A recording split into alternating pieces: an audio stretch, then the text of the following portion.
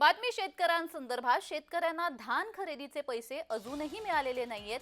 EFMS आणि BEMS प्रणालीमध्ये मोठा घोळ आहे.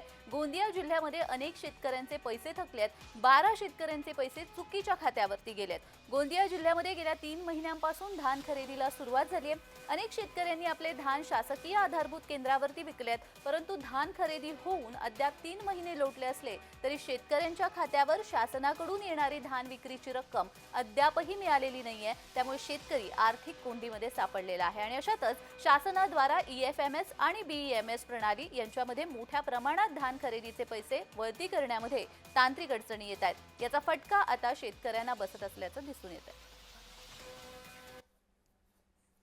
गोंदिया जिल्ह्यात मोठ्या प्रमाणात धान लागवड होत असते आणि शेतकरी रब्बी आणि खरीप ही दोन्ही पिकं घेतात आणि खरेदी विक्री संस्थेच्या मार्फत ते धानाचे विक्री करतात आणि जे शासनाने शेतकऱ्यांचा धान खरेदी करण्यात यावा आणि त्यांना वेळेवर चुकारा देण्यात यावा यासाठी नवीन भीम ॲप तयार केला आहे.